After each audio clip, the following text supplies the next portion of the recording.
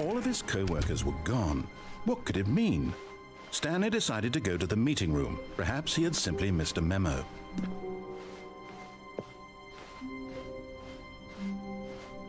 When Stanley came to a set of 2 open doors, this was not the correct way to the meeting room, and Stanley knew it perfectly well. Perhaps he wanted to stop by the employee lounge first, just to admire it. Ah, yes, truly a room worth admiring. It had really been worth the detour after all, just to spend a few moments here in this immaculate, beautifully constructed room. Stanley simply stood here, drinking it all in.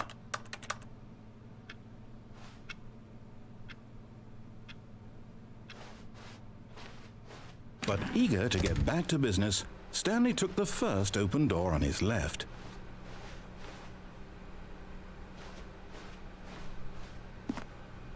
Stanley was so bad at following directions, it's incredible he wasn't fired years ago.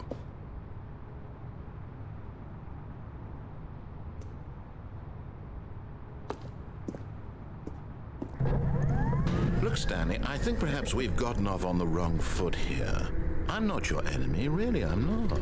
I realize that investing your trust in someone else can be difficult, but the fact is that the story has been about nothing but you all this time. There's someone you've been neglecting, Stanley. Someone you've forgotten about. Please, stop trying to make every decision by yourself. Now, I'm not asking for me. I'm asking, this is it, Stanley. Your chance to redeem yourself, to put your work aside, to let her back into your life. She's been waiting.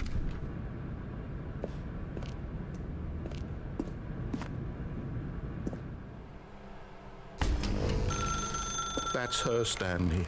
You need to be the one to do this, to reach out to her. If you can truly place your faith in another, then pick up the phone.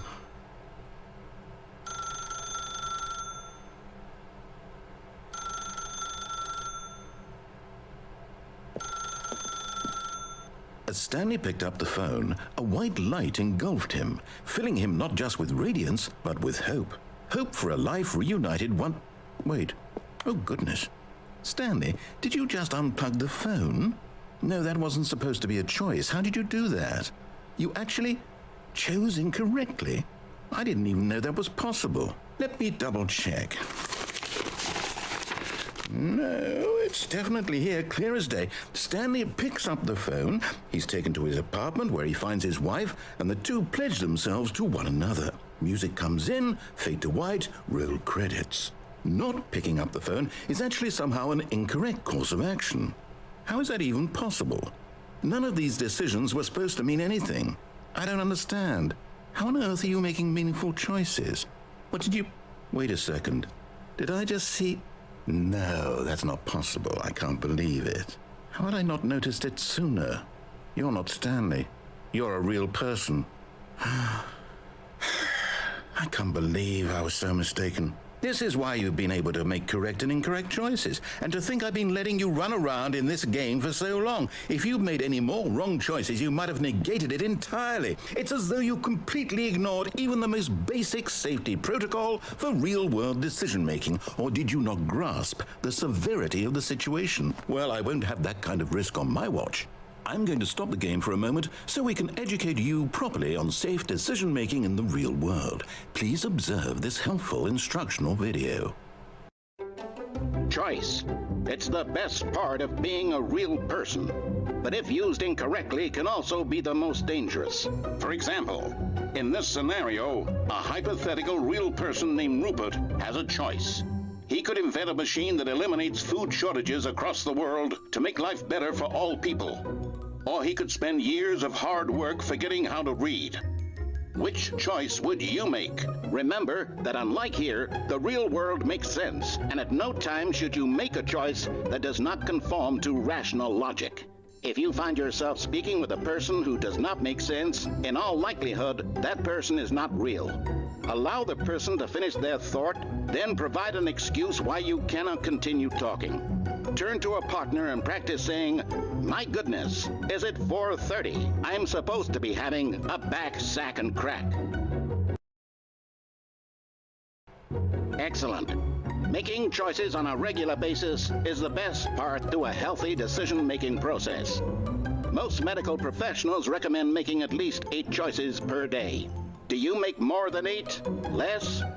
And finally, if you begin to wonder if your choices are actually meaningful and whether you'll ever make a significant contribution to the world, just remember that in the vast infiniteness of space, your thoughts and problems are materially insignificant, and the feeling should subside. At this time, your instructor will guide you in an exercise to test and reinforce the material covered in this video. Welcome back. You may have noticed that this room has begun to deteriorate as a result of narrative contradiction. But not to worry. Now that you're properly informed on good decision-making, we're going to revisit a choice you made just a few minutes ago and see what the correct thing to do would have been. This way, please.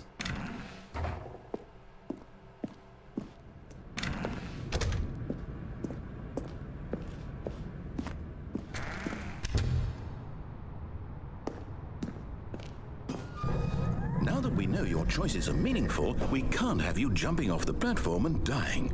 Imagine the main character dying senselessly halfway through the story. That story would make no sense at all. We just need to get you home as soon as possible before the narrative contradiction gets any worse.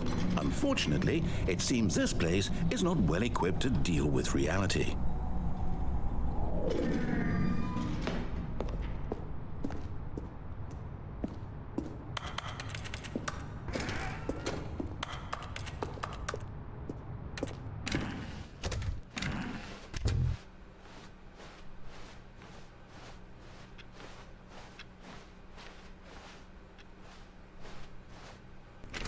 Almost there. You'll take the door on the left, back to the correct ending, the story will have resolution once again, and you'll be home free in the real world. Now remember, all you need to do is behave exactly as Stanley would. That means choosing responsibly and always putting the story first. I'm quite sure you'll be up to the task. Just follow my lead and you'll be fine. All right. When Stanley came to a set of 2 open doors, he entered the door on his left.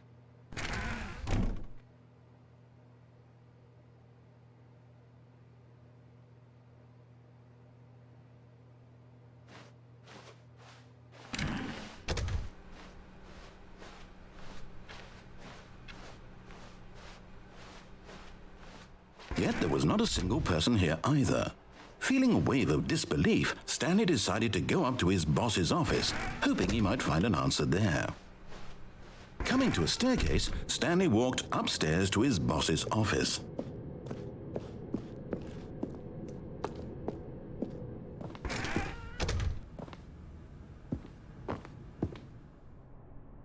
Stepping inside his manager's office, Stanley was once again stunned to discover not an indication of any human life. Shocked, unraveled, Stanley wondered in disbelief who orchestrated this, until he saw the door with a voice receiver next to it. Surely behind this door lay all the answers to his questions. And beyond all probability, he knew the passcode. He had seen it on his boss's computer just last week. Night Shark 115. Was this the code to open the door? Would it still work? There was only one way to find out. Stanley had been trained never to speak up, but now he would draw from within himself the courage to face the unknown. He drew a sharp breath and then spoke the code.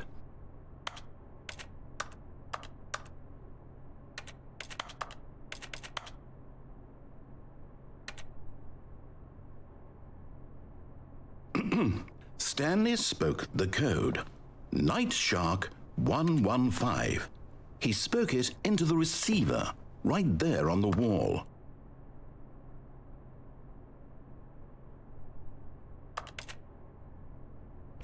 I'm sorry, is there a problem? You didn't mishear me, did you? Please speak the code into the receiver. Otherwise we can't get on with the story. This is a crucial step.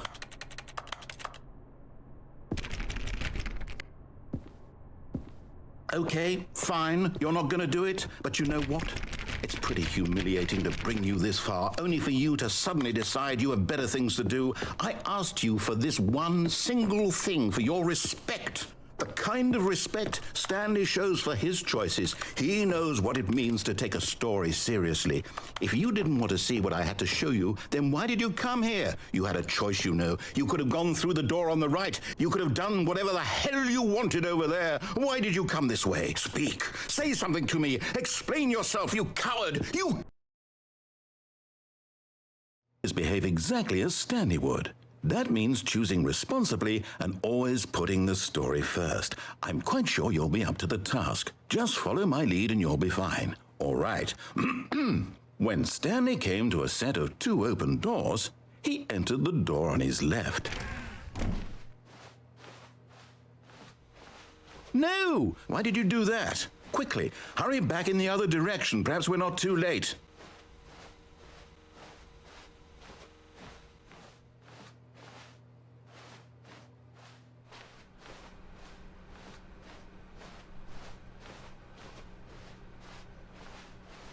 Oh, it's ruined. I can't believe, after everything we talked about, that my story, you've destroyed my work. Why? For what? What did you get out of that? What did you think was so special about seeing the game undone, left here like so much garbage? It's worthless now. And what am I supposed to do? Even if there were a way to continue, would it be worth it? To know that my story is now incorrect? How can I go back to that? I can't erase that knowledge. I'll have to live with it forever, reliving its impossibility forever. I couldn't live that way. Is it better to shut the game down entirely? To willingly destroy all of my work? I don't know. What's the answer? What do I do? What do I do? What do I... No, I have to. I have to shut the game down. I have to. I have to.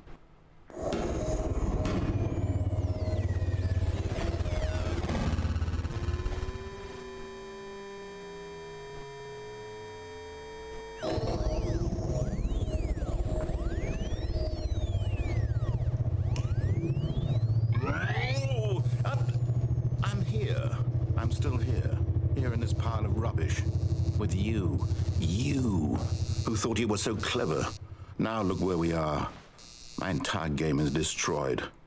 It was the only thing in the world that was mine, and you've run it into the ground. What, did you think that would be funny? You just had to see? Didn't I impress upon you how important it was to be like Stanley? He actually knows how to do what I tell him to. He understands that if I say to do something, there's a damn good reason for it. That thought hadn't even occurred to you, had it? That there's a world outside of you? You're a child. Oh, my story.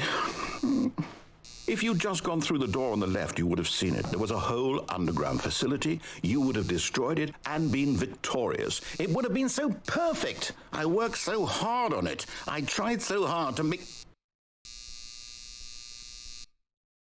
When Stanley came to a set of 2 open doors, he entered the door on his left. Stanley? Hello? Is everything okay? Stanley, please. I need you to make a choice. I need you to walk through the door. Are you listening to me? Can you hear me? Is everything all right? Stanley, this is important. The story needs you. It needs you to make a decision. It cannot exist without you. Do you understand me? Whatever choice you make is just fine. They're both correct. You cannot be wrong here. We can work together. I'll accept whatever you do. I simply need you to take that step forward, please. Choose. Do something. Anything. This is more important than you can ever know. I need this. The story needs it. So, you hear me? Are you there? Are you listening to this? Stanley, are you there? Okay. It's okay, I can wait. You need time to decide. Time to make sure your choice is correct. That is the best choice. That's all right. I'll wait for you to decide what's the right thing to do. Take as much time as you need.